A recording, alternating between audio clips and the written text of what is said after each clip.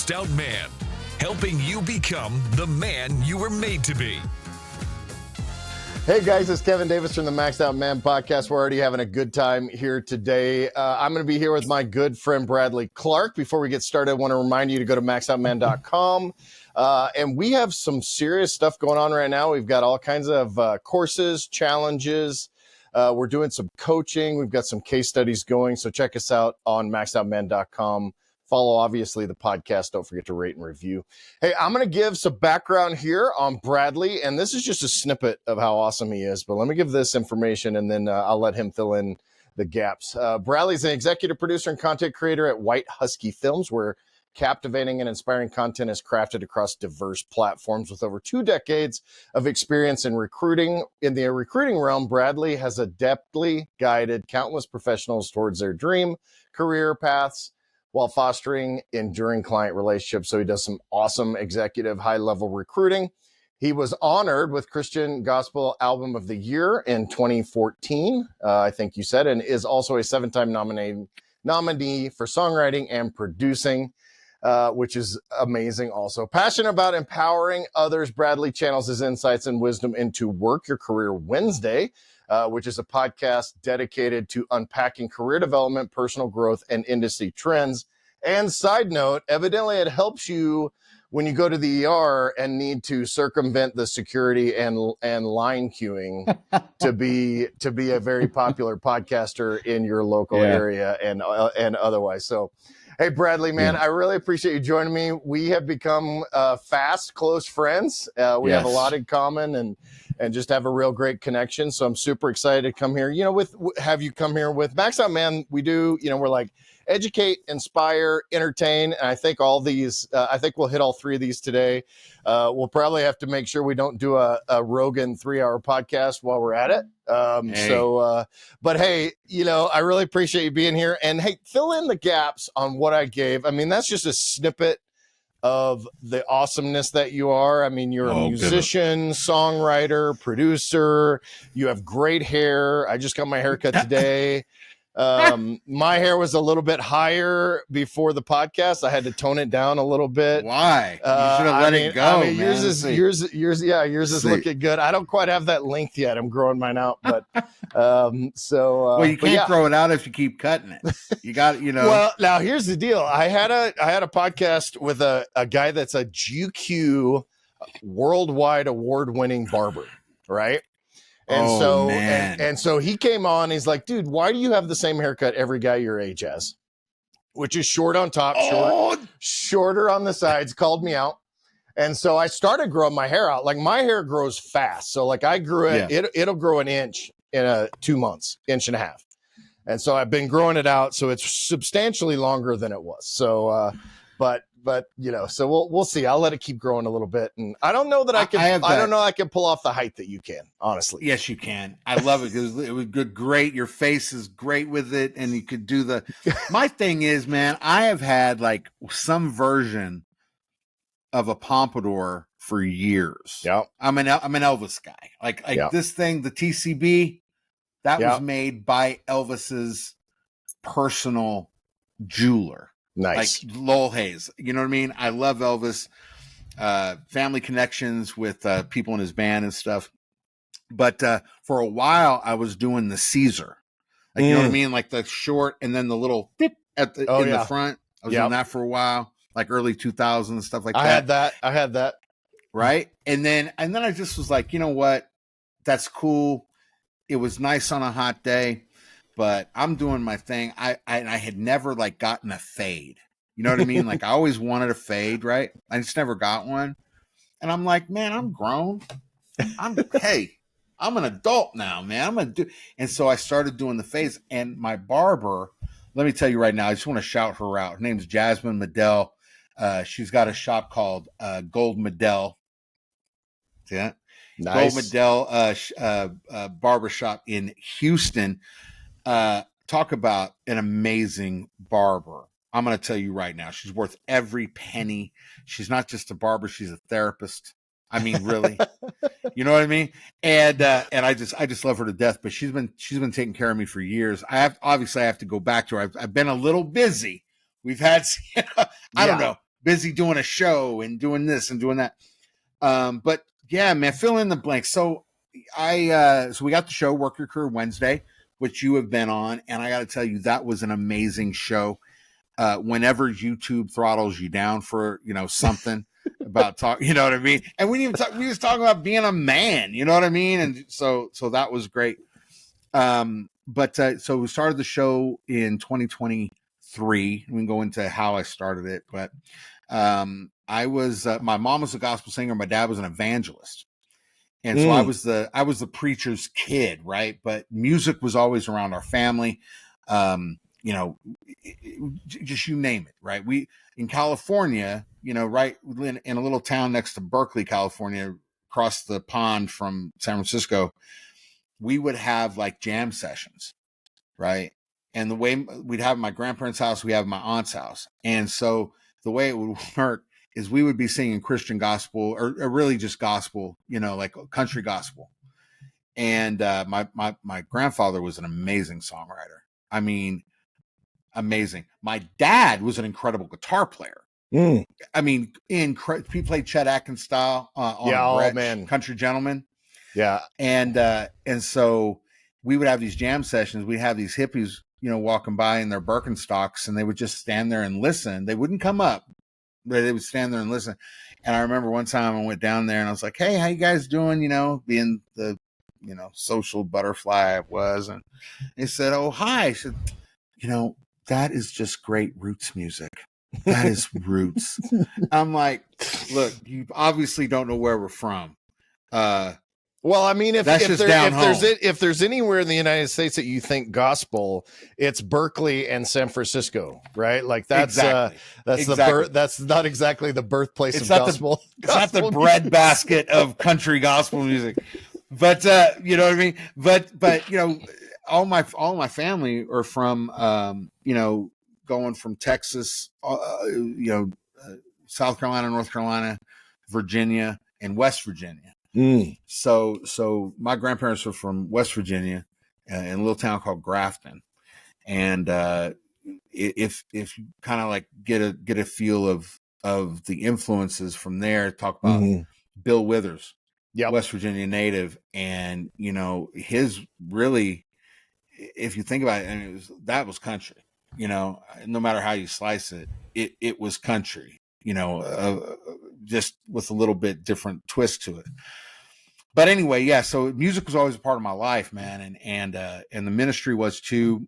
There's my family, a lot of them are in the ministry, but we're diverse too. Hair stylists and bankers and I call her my cousin niece, Kristen.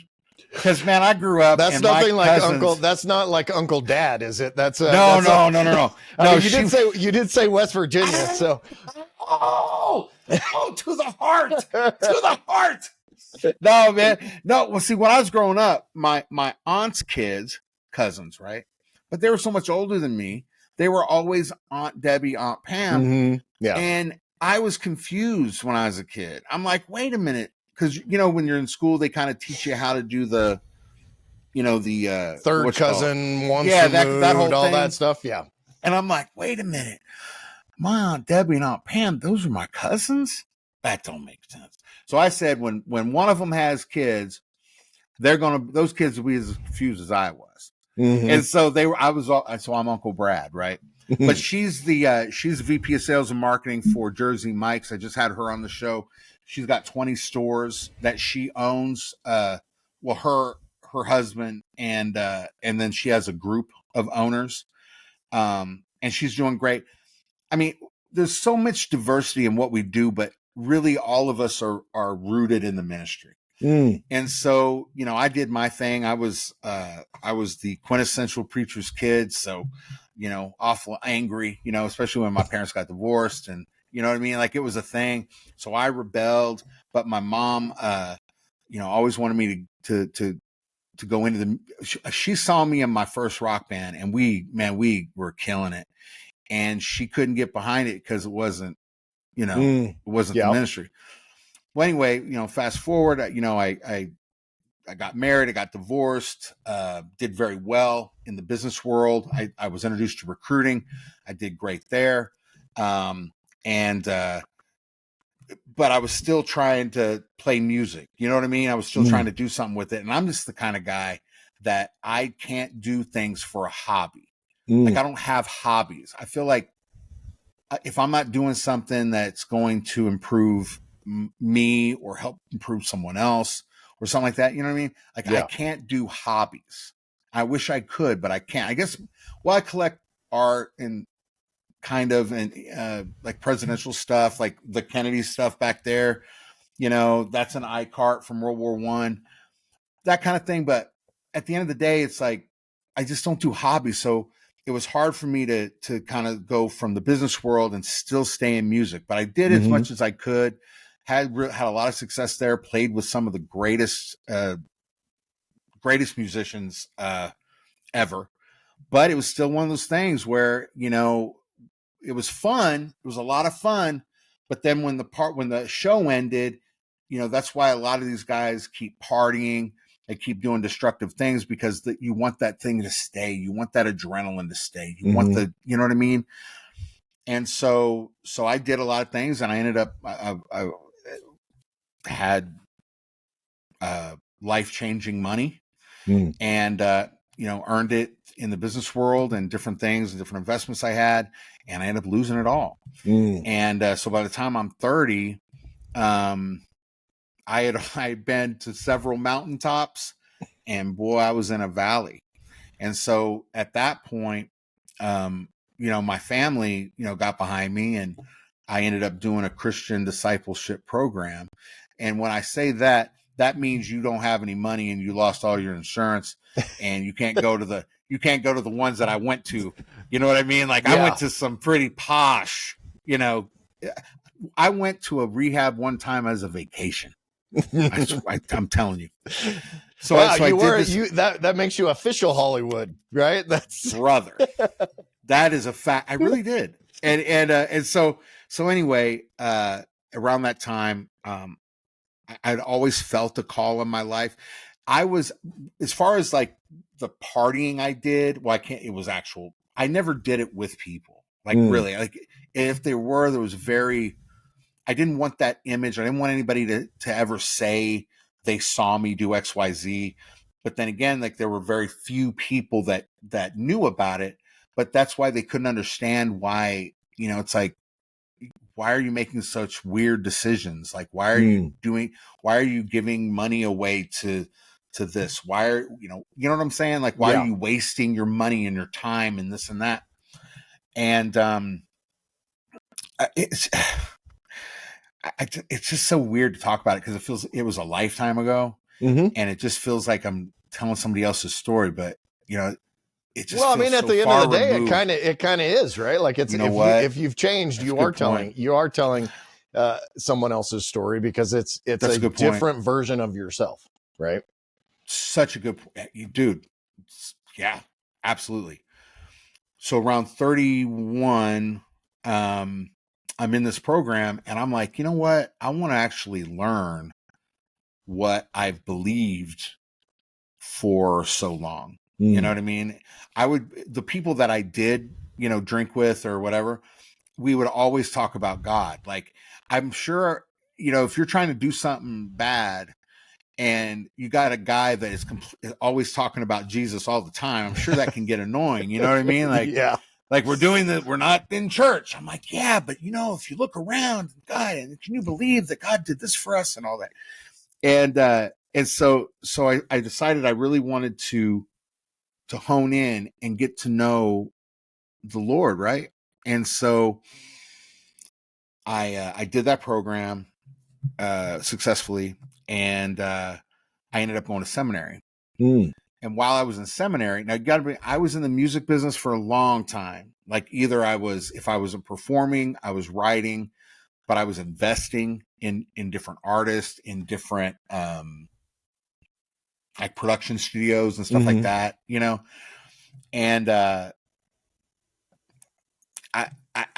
it got out. It got out that I did that.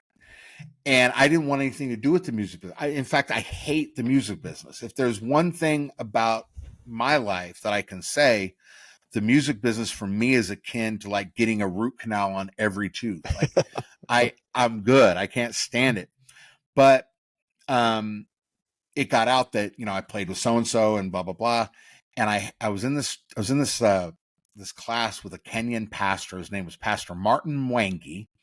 He pastors a church in Sacramento called House of Glory. And he comes up to me one day out of the blue and he goes, blood. It was always blood, right? It was blood. He goes, blood. You have to come to my church. You have to come. And I said, well, I would love to. He says, no, you do not understand. You have to come to my church. You will speak and you will play. And I'm like, I mean, are we being prophetic here? Like what's happening, right now? And he says, no, we have a watch night. And for people who don't know what a watch night is, people come to the church, and you pray and you worship and there's sermons and stuff like that all night. You're not locked in the church, but it's like an all night thing. And then you stop when you stop. And they were doing it for 2 nights. And so I'd spoken before, but I'd never done a sermon. I mean, I was the kid that would listen to my dad practice his sermons, and I would be the little kid, because as an evangelist, you have 2 or 3, Right. and when you're selling a book, you know what I mean. And he is doing all that. So, but that was the extent of it. And as far as gospel music goes, it would be kind of like Elvis would do, like you'd play with your friends, and I would play, yeah, man, I grew up on this, I thank God for the lighthouse, what I mean? Stuff like that. Yeah. And so I said, okay, I'll take it. And I put together this little band. My drummer was a guy by the name of Pastor Jose Rodriguez, and he was associate pastor at Samuel Rodriguez. If you guys don't know who that is, he's pastor of New Season Christian Worship Center. He's got a couple shows on TBN, but he's also working with an old classmate of mine, Devon Franklin, and he's produced a few movies. So it's really kind of interesting how it all kind of happens. But he was going to that church, and I wasn't married to Erica then. She was singing backgrounds, and I had a guy named Chris Mitchell. He was playing bass, and I was playing guitar. And so I call my mom, and she brings everybody, right? And I'm like, this is my first sermon, you know what I mean? Like, I'm speaking for the first time. Oh my gosh. And I called a friend of mine and I said, I didn't know this, but I think I need an armor bearer. Like, he goes, all right, man, I'll come. I said, I just need you to give me my Bible. Like, I guess that's what everybody does, right? Like, that's, so she brings my stepdad, who's like a peripheral Catholic, at best. My mom, my aunt Joanne, Uncle Mike, and a couple other people. And I do my first sermon, and I'm like this. I'm looking down the whole time. I'm looking down, right? I'm like, oh yes. And then God said, da da da. And when we talk about, whatever it was, I don't even remember what I spoke on. And so then when it was over, we did our set. I spoke, and then it was on to the next. And then I went back, and my dad died when I was 14. Paul Clark, and I'm sorry, Dr. Paul Clark. I wouldn't want to get that wrong. Sorry. But he died when I was 14, and he, when you get to a certain age as a man, your dad gives your blessing, his blessing. I never got that. Because he was, I always knew he loved me, but I never got his blessing, like a blessing, like a father gives a son, and in the AG tradition, like that's a big deal, Assemblies of God. And so, as you know, right. And so it's a big deal. And so I go back, and now my stepdad, Vince, he was great. And he saw me through a lot of the turmoil that I went through. He saw the whole shebang. And he was a bass player. He played with a whole bunch of jazz bands, played with Santana for a while, but he quit music and he went to be, he was a carpenter, and he was a fantastic carpenter. Like the things that guy could do was amazing. And I go back and I talked to him. I said, well, what'd you think? And my mom was, oh, I'm so proud of you. And I'm like, yeah, but I didn't look up. So I knew she was critiquing that. But Vince looked at me and he grabbed my hand. And I remember I was sitting in the row in back of him. And he goes full circle and he grabs my hand. He had strong hands. He was a little guy, but he was strong hands, Grabs my hand and he said, Brad, I'm so proud of you. I am so thankful that you're doing what you're doing.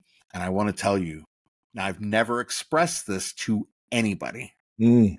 He said, Bradley, I give you my blessing as my son. I give you my blessing as my son.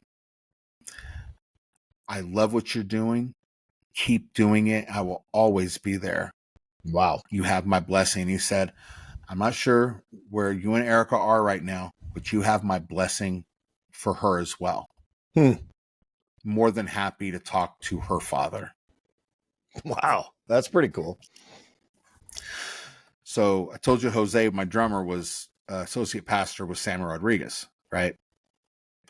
I went up to Pastor Jose and I said, I just got this feeling. I said, I think my dad, he's going to give his heart to the Lord tonight. He said, really? I said, yeah. He goes, well, go lead him. And I said, man, I'm not qualified to do that. I'm not qualified. I said, but you are. And Jose, he said, man, I think you should do it. I said, respectfully, please do it. I think this is the time. Kevin, he gave his heart to the Lord that night. Nice. 3 months later, he was with him. Oh, wow. He was in a car accident, a fatal car accident. And, but just the timing of everything was incredible. Mom's a wreck. She can't talk to anybody, none of the insurance people, and there's a whole thing. Like if you make the trucks, the wheel of the trucks, the tire came off and made a divot in the road. So you're charged for that divot. You know what I mean? So I had to deal with everything. I had to deal with all of that. And the very first call was to a girl at Geico. And I'm talking to her and she just starts sobbing. And I'm like, honey, what's the matter? And I said, and she goes, well, it's just so sad.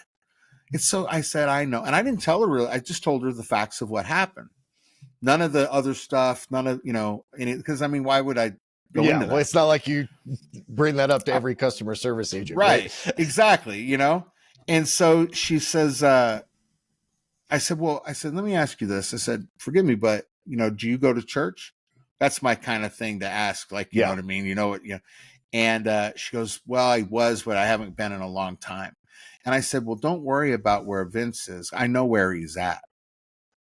And I said, well, what's been going on with you? And she starts telling me different things. And I said, you know what? Are you ready to rededicate your life? And we're going to do it on this phone call. Vince brought that girl to the Lord. And I'm going to tell you right now, I've told this story to, I don't know, tens of thousands of people. And even more are going to hear it now. He's brought more people to God than he could ever have done in life. That's pretty awesome. And what it sparked for me, and it was funny because, now I got the bug again to do music and to play music and, maybe I could actually do something with this.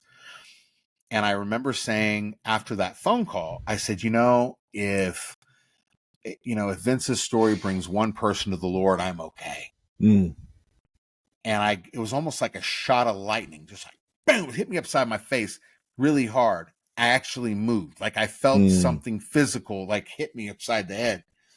And it said, no, that is not what I called you to do. You will do what I'm going to tell you to do. And so then I ended up, I finished school, and I put together an amazing group, and I we had a television appearance and we didn't know we didn't have a name. You know what I Mm. mean? It was my Aunt Debbie's television show, and she brought us on. And I said, I don't know, call us Bradley Clark Band. And I don't know if my bandmates really love that, but that's what it ended up being. And so we ended up putting out a couple singles, ended up putting an album out, made some, I think, some pretty good deals, and ended up winning 2014 Christian Gospel Album of the Year. And then I've worked with other artists, including my own stuff. I'm a 7-time nominee for producing and songwriting. And you know, all of those years playing rock and roll, you know, it's kind of like, you know, well, again, with Elvis, you know, he won 3 Grammys, all for gospel music. Right. You know what I mean? Yeah. And so, you know, in that, you know, for all of the years of recruiting and making money doing that, and then, you know, and we moved to Houston, and I ended up going back into the recruiting industry. And, you know, that's sort of where Work Your Career Wednesday came about. I was working with an AI company. They dissolved recruiting after a very successful stint with them worldwide. You know, I mean, going into 2023, tech was getting kicked in the teeth, and so recruiting's first thing to go. They didn't need it. They didn't need to do that. I mean, they have AI. They have AI to do it. Of course, you know what I mean. But I started a show called Transcend Your Career Thursday, and when I left, I was a little salty, and so I said, you know what, I'm going to take my show. You can have that one, but I'm going to start Work Your Career Wednesday, and so that's where that show spawned out of. But you know, at the end of the day, you know, filling in the blanks, you asked for it. so there's a reason behind all of it, you know, and the thing is that when I decided, you know, because I mean, God can call you to do something, but you have to decide if you're going to do it. And with the music, I feel like I was sat down. It became more, you know, my whole thing was, I'll do music, and especially, you know, when I went back into it, but it's God centered, obviously. But then I found out that it's not. You know, like, in the business is the business, and it will always be the business. So that's where a strong spiritual foundation going into anything has, and I found that out quick. But, and then when I went back into the corporate world, you know, after the music became more about me and less about him, you know, it was kind of like the opposite of what John said. You know what I mean? And I thought that's what I needed to do. That wasn't correct. And then, you know, going back into the corporate world, you know, it's funny. We've lived in such a day and age where, you know, your faith is something that you don't share, or you don't this. And I'm just like, look, here's the deal. This is me. If you don't like it, that's cool. I'm never going to be disrespectful, but this is what changed my life. It changed my heart. And if you're interested as to know why I'm telling you that you're awesome every day, because I truly believe that you're awesome, because you were formed and you were knit in your mother's womb to do something extraordinary, then I'm going to tell you, and here's why. But, you know, I'm never on my soapbox, but if I don't keep God in the center of what I'm doing, then it becomes too much about me. And that's what Work Your Career Wednesday has been focused on, is I'll talk to anybody and everybody. The one constant in all of them, and we're talking about Tony Busby, former NFL stars.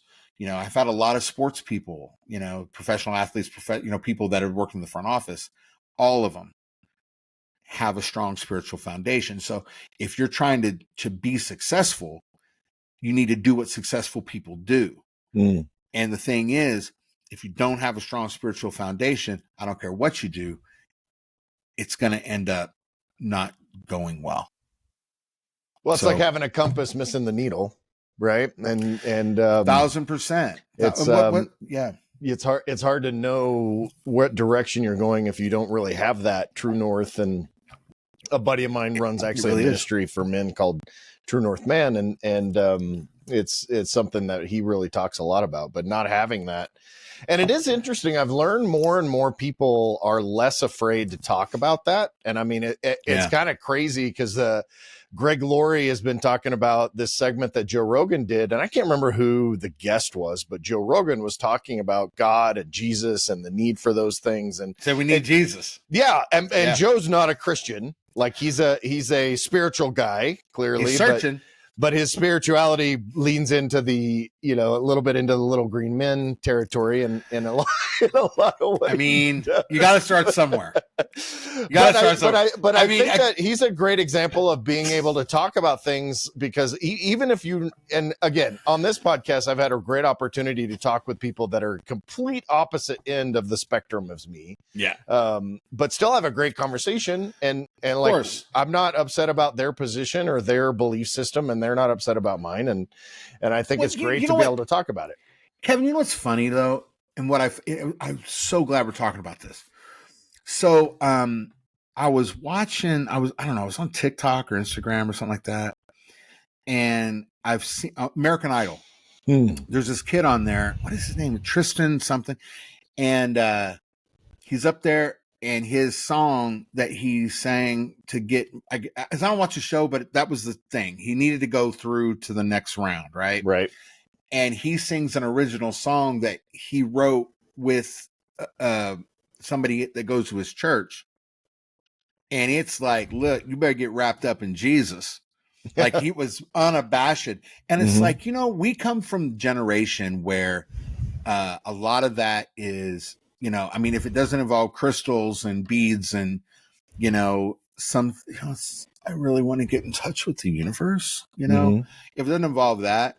I mean, even when I was playing rock and roll, I took the old school entertainer position where I don't want to alienate half of my audience. So I'll keep those things to myself. If you ask me about it, I'll be honest. But, I guess I'm still that way a little bit. You know what I mean? Because again, I get just like you get presented opportunities to share the gospel. It's not that you're out there, proselytizing. It just happens. I don't know how it happens, but it just does. But there was always that block. You know what I'm saying? Like, yeah, it was always that thing where, you don't want to talk about politics or religion. And I think we're in a situation now where, and you tell me what you think, we're looking at people so tired of lies that they'll swallow a half truth and say it's tasty. You know what I'm saying? Like we're there. So when you feel, and these podcasts, when you're talking to people and they're real, they're authentic, and you don't have to be bombastic or say a bunch of cuss words or, I'm going against the grain and I'm real. It's just you're who you are. Oh my gosh, that resonates so much. And if who you are is rooted in your faith, my goodness, it says that you will know them by their fruits. We always look at that as we'll know them by their fruits. We'll know them by their bank account. We'll know them by their influence. We'll know them by their XYZ. But hold the phone. That's great. And that's a byproduct of hard work. And that's a byproduct of walking out what you do. But hold the phone. Some of that fruit is, are you denying the very presence of what got you there? Are you going to deny someone your story? Are you going to deny the essence of who you are for the sake of not offending people? I heard of a church the other day that they don't want to do resurrection or say the blood of Jesus for the unchurched. I've been in that situation. That's a good story if you want me to tell it. But I've been in that situation, and I'm telling you, it never works. Being authentic, what Marcus talks about was podcast, authenticity is key. Yeah. And we have to get that. People are starving for it. Like they found a well in the desert. And then all of a sudden they feel, you know what? I can be authentic and I can be real. And you know what? I can be authentic enough to say, I need God in my life. This billionaire is talking about this and that and the other thing. What's the common denominator with me? Mm. The Lord. Yeah. And then, with this podcast in particular, like, I'm unabashedly, I talk about my faith all the time, but this is not a Christian podcast. Like, I'm not, Not at all. If people are here, men, I want people to learn, be inspired and educated and all that. And I want to show people the things about my life and have great conversations with people. And, a central component of my life is my faith, obviously. That's right. And so I talk about it, but I don't like, my assumption is that the people that will resonate and listen to this are not offended by that. They may not share that same faith, which is, that's at the end of the day, that's the choice, right? Like, my thing is if they're offended, that's got nothing to do with me. You need to ask yourself why you're offended. Yeah. I mean, this is my life. Yeah. If you want me to talk about my life and the struggles that I've overcome and how I've done it, fantastic. That's the way I did it. Yeah. And if you're offended by how I did it, miss me. You ain't paying my bills. That's right. Hey, I do want to ask you a couple things. I'm Sure. curious. Just this is for my own curiosity. But so you were performing effectively because you're up singing, playing music at this event, and then. So you're a performer in that case, and I assume you didn't do that with your head down. But then when you went to go speak, your head down, and you had no confidence. I'm curious about that because I think as men, we a lot of time, and I'm going to try to wrap this into this as well. But come on, I think as men, we a lot of times have those kind of like we're really good at this thing, but we suck at this thing. Like we aren't able to bridge those two scenarios very well, and it kind of spoke to me a little bit in the way you were describing that, because one of the things we talk a lot about, I've done worship. I used to lead worship. I played guitar in the worship band and have actually led worship by myself for like 5 or 6 months at a small church. But there's this dichotomy where one of the hardest things that I think people that lead worship do that are natural performers, which I'm not actually a natural performer, but they struggle to not perform.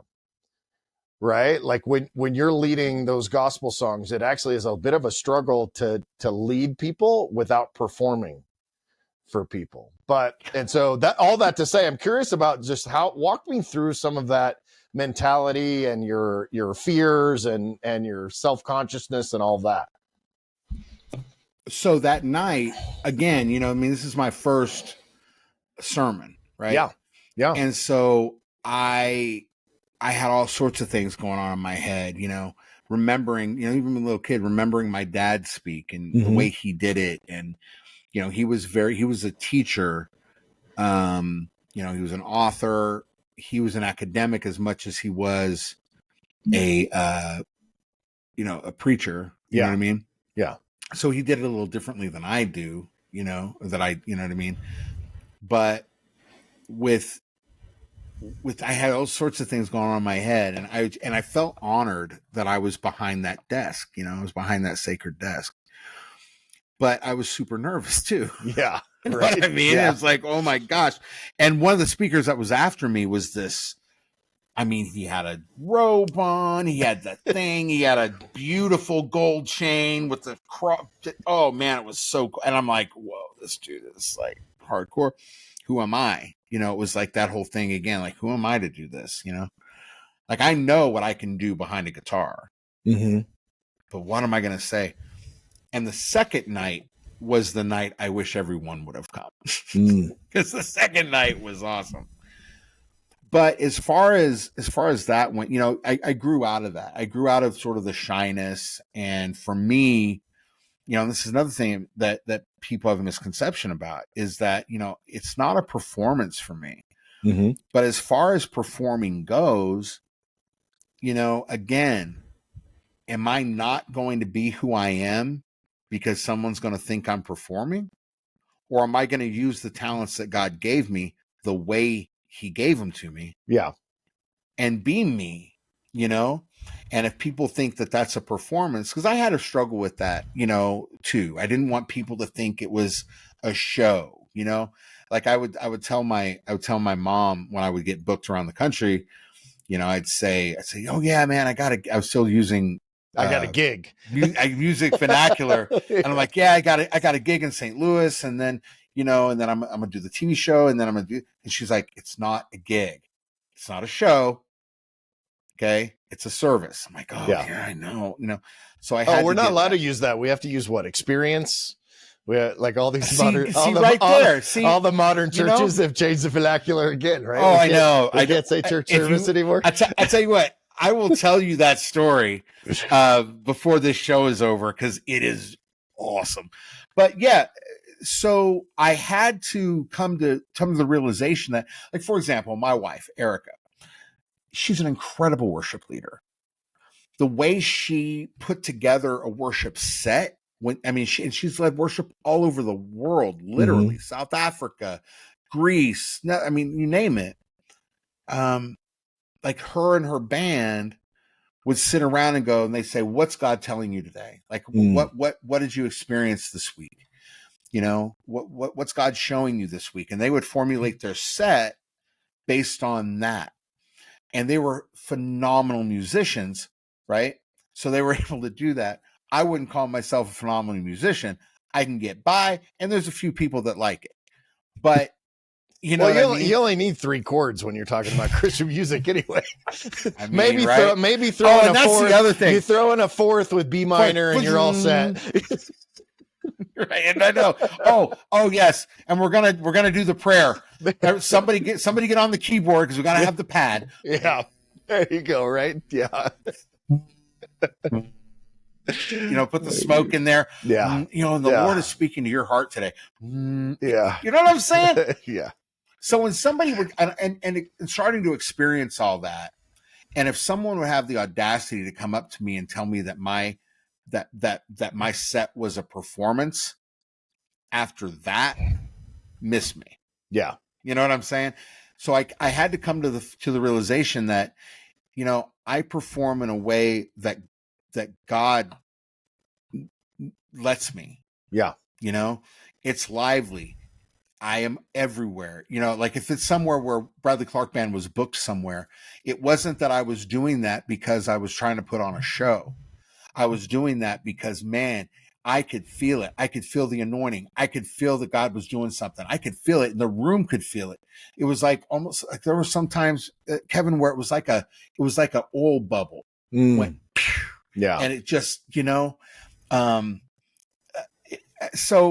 so I don't worry about that. I think that I think it's a valid concern because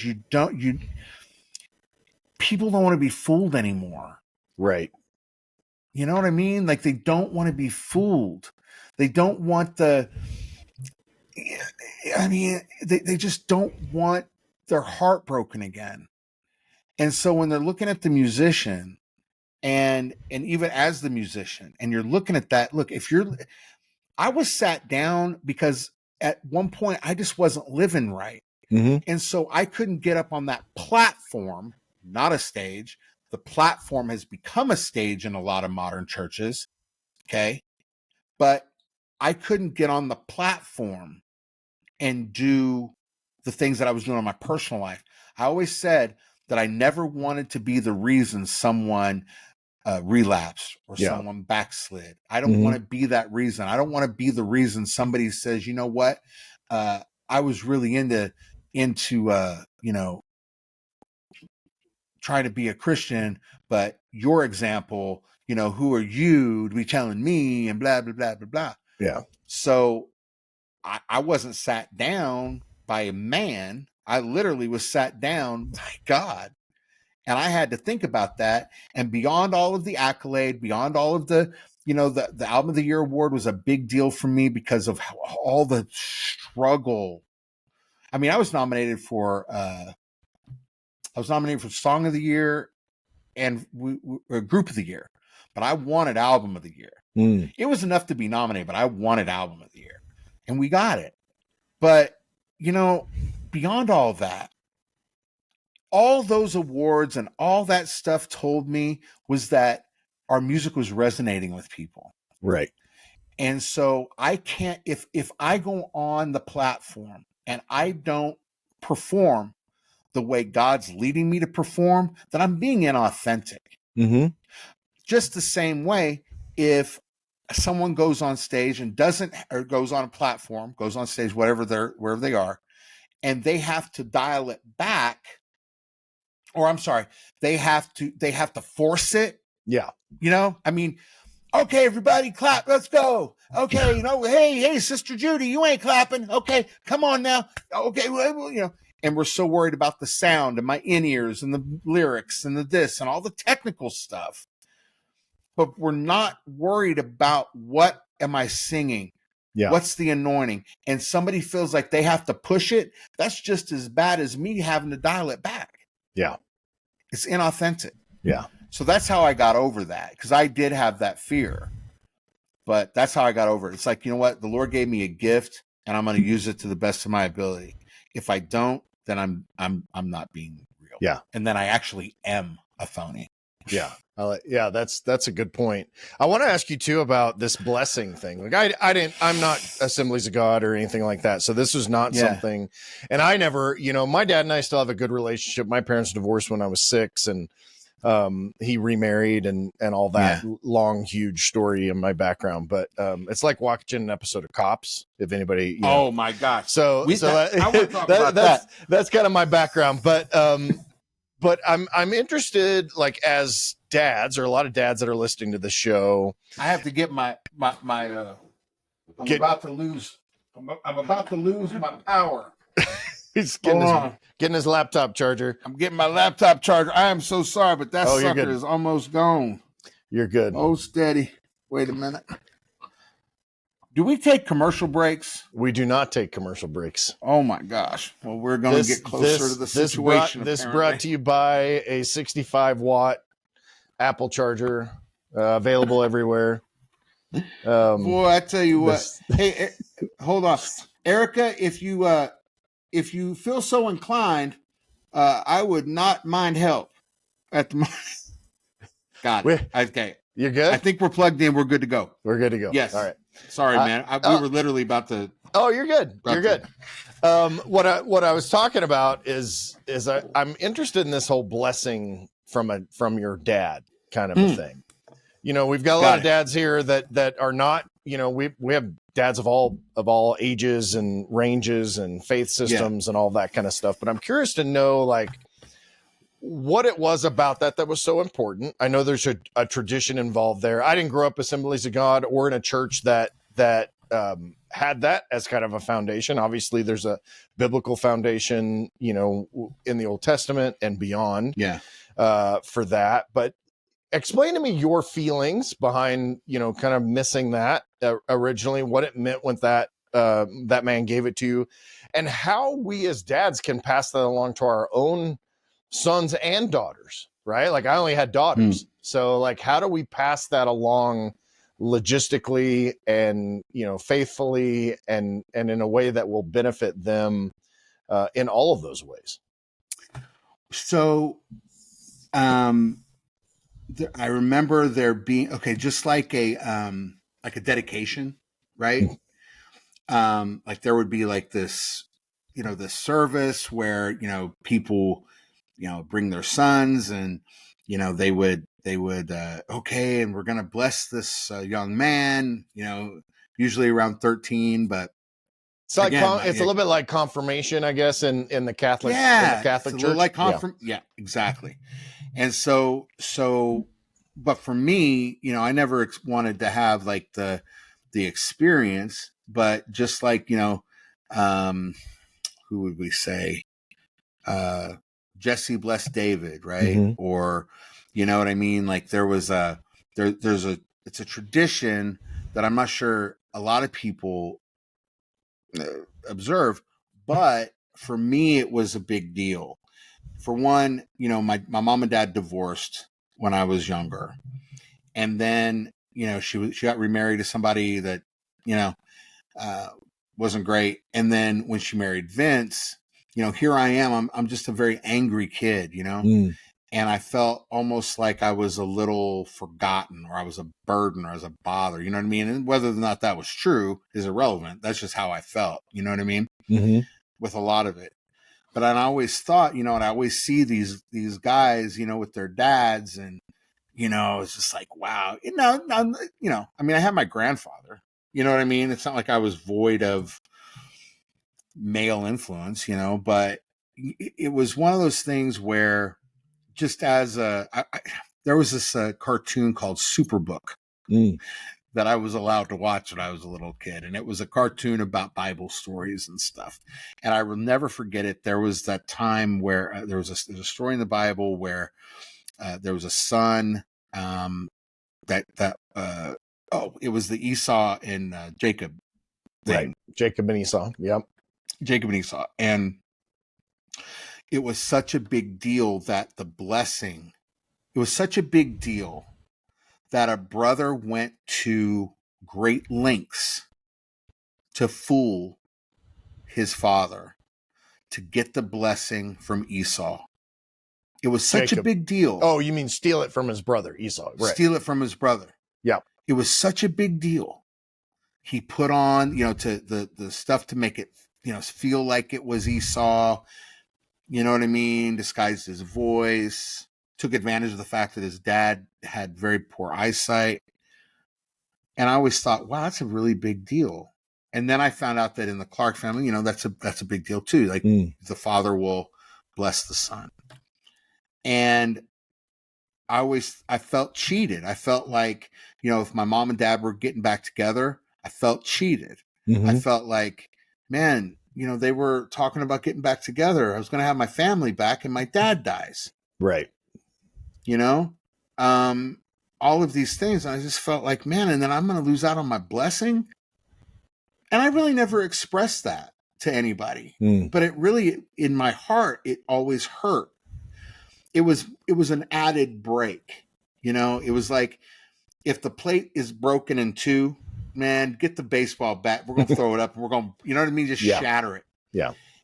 And so when Vince did that, I felt that's how I felt like I knew that he would give his heart to the Lord, in our way and actually observe it. I mean, I don't care what you are, but if you're going to give your heart to the Lord, I knew Vince was the type that he would really do it. And he did, when he started getting into it, he didn't quite understand everything, but you don't have to. He was on his quest and he was learning. Mm-hmm. He was brighter. And then, truth be told, him and my mom's relationship was a little rocky, but then all of a sudden, they were getting back together and it was amazing, And so when he gave me that blessing, there was so much that I felt that I missed out on, being a son that couldn't see his father, grasping, and my Uncle Denzel was an amazing father figure for me. Like that man is amazing, was incredible, had an incredible impact on my life. Still not my dad. I would have taken a blessing from him, Right. But it's more or less saying, I bless you with saying that no matter what, I'm going to be there for you. I'm proud of you. Essentially the blessing is whatever I have is yours. Right. Not just material, but whatever I have is yours. You are my son. It's the same thing. You are my daughter. When your daughters, are they married yet? One of them is married. Yes. One of them is, right. So it really says something when the potential groom comes to the father to meet you. Yeah. Right. That's a big deal.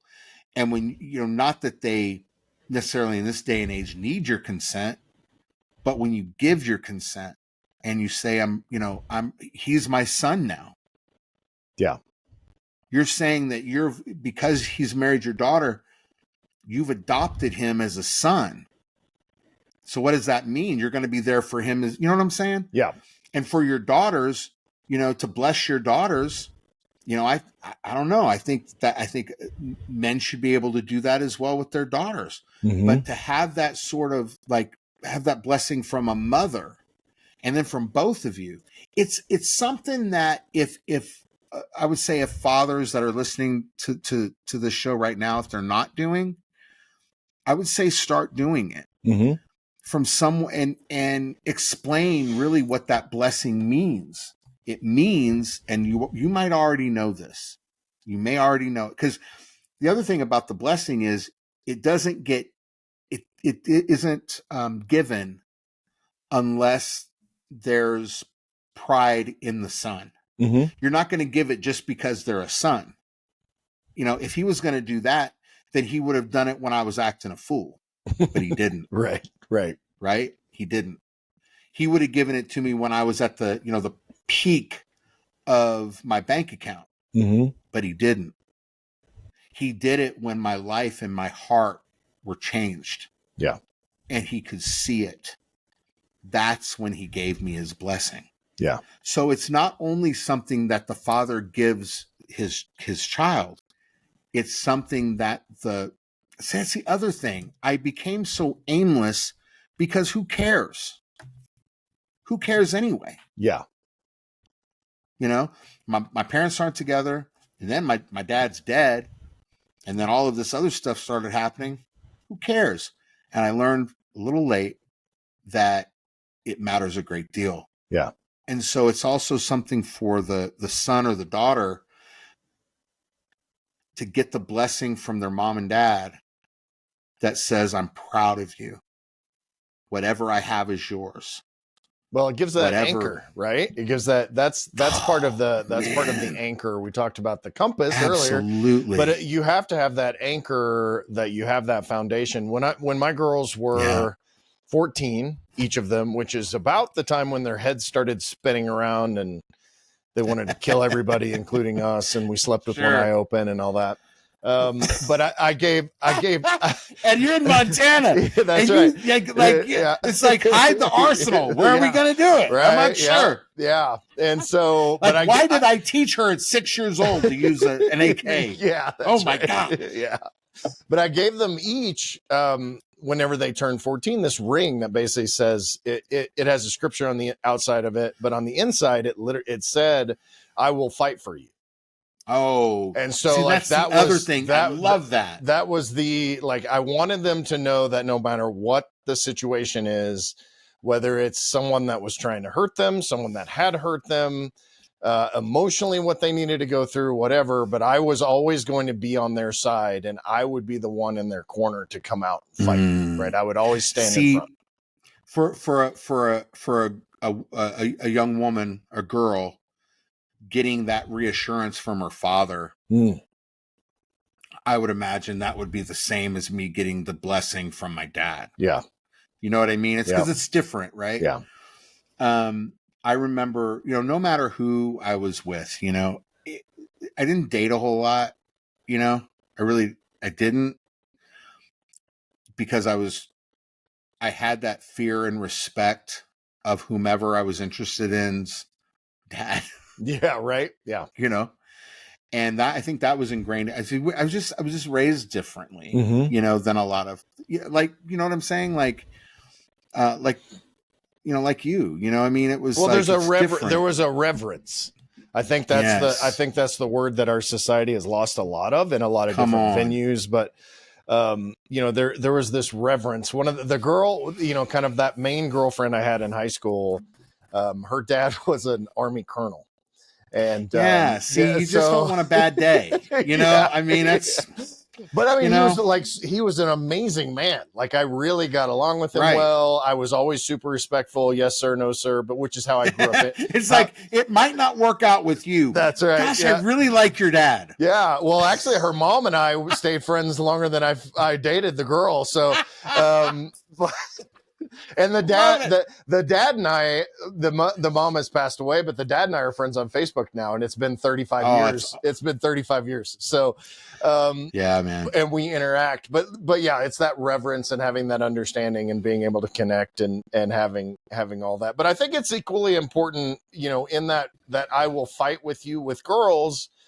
So, you know, and there's a generalist traditional statement where I'm going to step in front, but I do the same if I had sons. And with sons, Absolutely. I think you also want to communicate that not only will I fight for you, but I will fight with you. With you.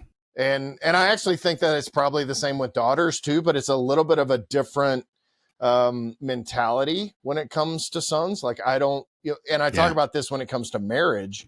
I always tell couples, you always want to fight back to back. Because if you fight back to back, there's nothing that can sneak up behind you. Right. Like So big. You've always got something. You're fighting back to back, not face to face each other. Right. So that's something. I love that because, we talk about, I mean, man, we're getting real scripture-y today. We talk about like putting on the full armor of God, right? Mm-hmm. It says nothing about the back. Mm-hmm. It has nothing. There's nothing that says, anything about armor in the back. And, I think that's such a big deal, what you just said. If you don't have someone that is fighting back to back with you, what do you have really? Yeah. Well, that's the military thing, right? Like I've got your six, watch your six. I'm watching your six. And, that's what's funny, man? I was looking at Instagram and you see all sorts of different, awful things that kind of make you question, like, any day now, it would be great if you could come back. Like, you know what? That'd be great.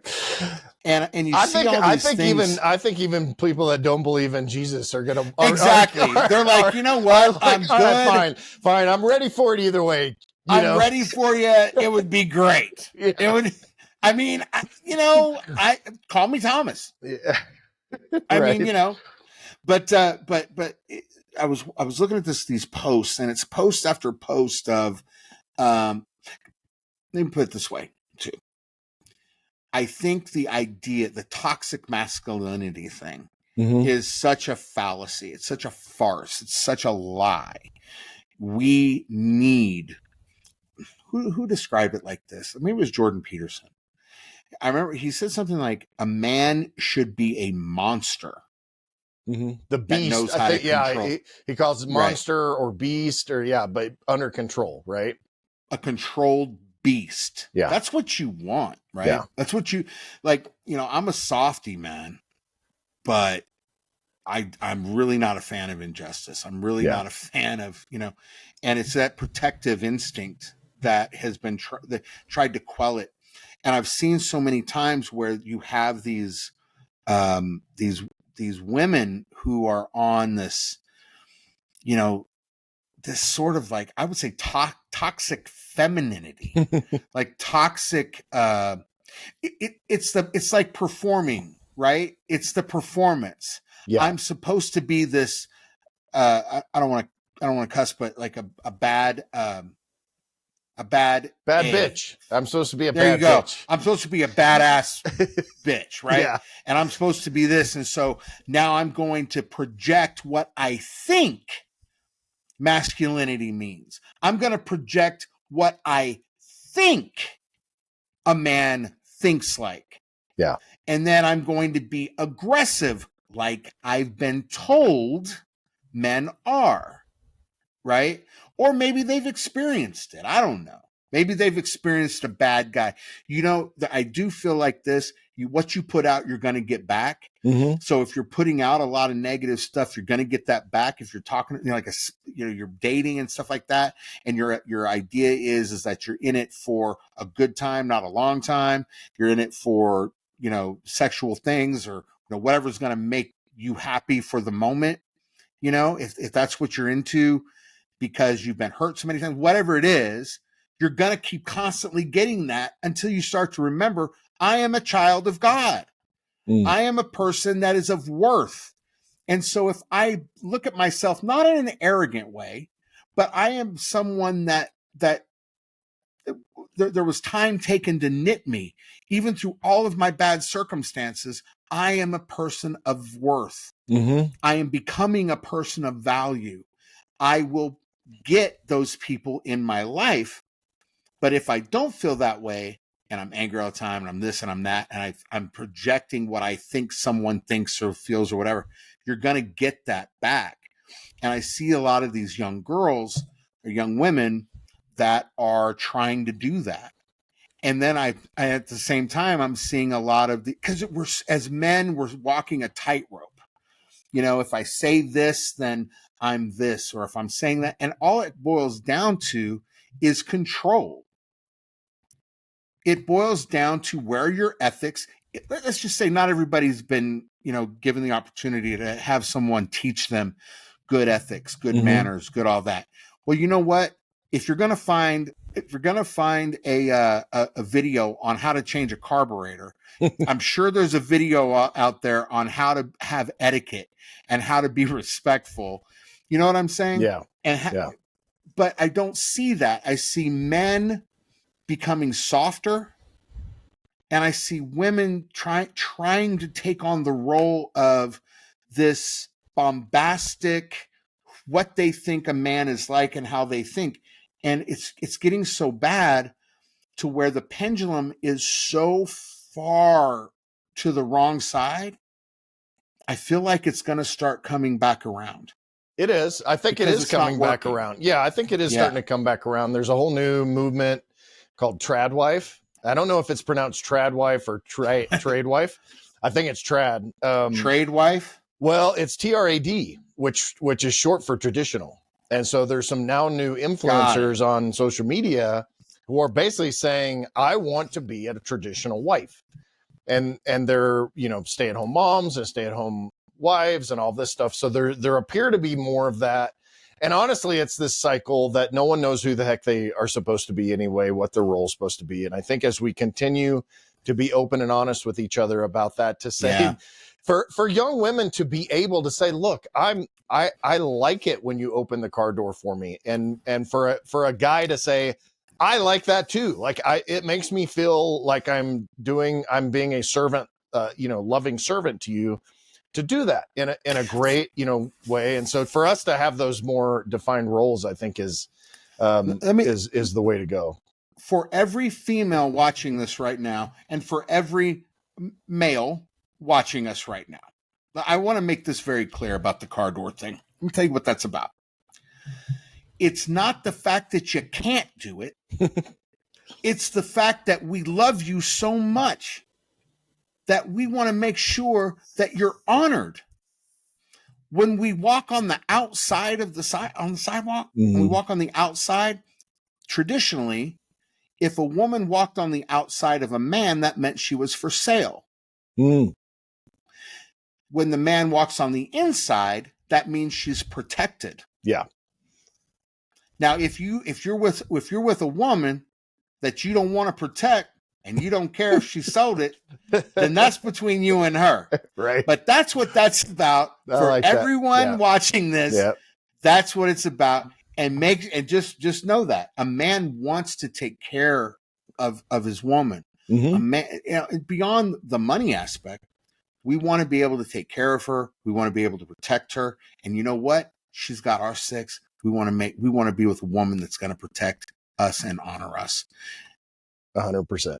Period. Yeah. I love that. I think that's a great place to land the plane. I like to steal that from Mike Rowe. We could talk on for a long time. We'll have to do this again. Yes, sir. How do we find out more about what you got going on? Obviously, work. Say it again.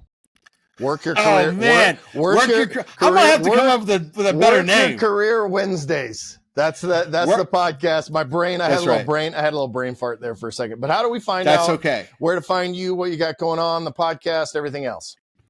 You can go to YouTube. YouTube.com/@ Work Your Career Wednesday. We're on every podcast platform. Go on Spotify. Give us a rating there. Go on to Apple Podcasts. I would love it if you could give us a rating, and if you feel that we've earned it, give us a review.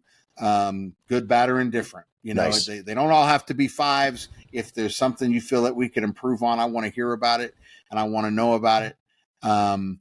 Let's see, where else, man? You know what I could say?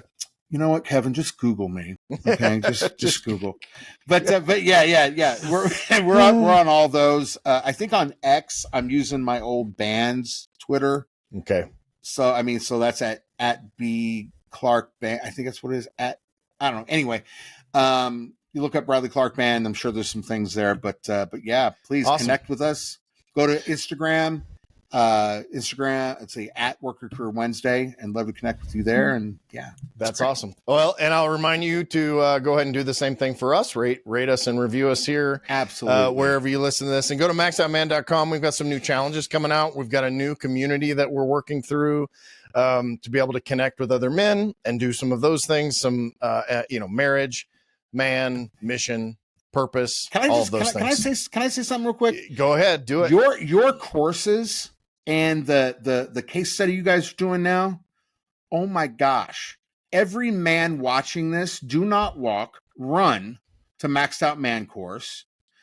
It is incredible. Thanks. And I've been, because I'm on the Facebook group. Yeah. Yep. And I've been seeing the different comments and the videos and stuff of these men. I see the growth. I mean, these guys are killing it. I mean, it's been really fun to see, it's fun to be the observer. And, the nice thing about doing coaching is, we kind of push it a little bit, push these guys and hold them accountable. And, even for me, I'm a big fitness guy, right? But I need a coach because so I have accountability. I have that guidance. I have some help with programming. And so that's kind of where we're at, but I appreciate that for sure. But hey, dude, I appreciate you coming on board, and we hope to see you again soon here. Oh, I anytime, any day, any place. I appreciate you so much, Kevin, really. All right, take care. Thank you for having me. Yeah. If you're looking to really maximize your life and become the man you were made to be, head over to maxedoutman.com and get your journey started today.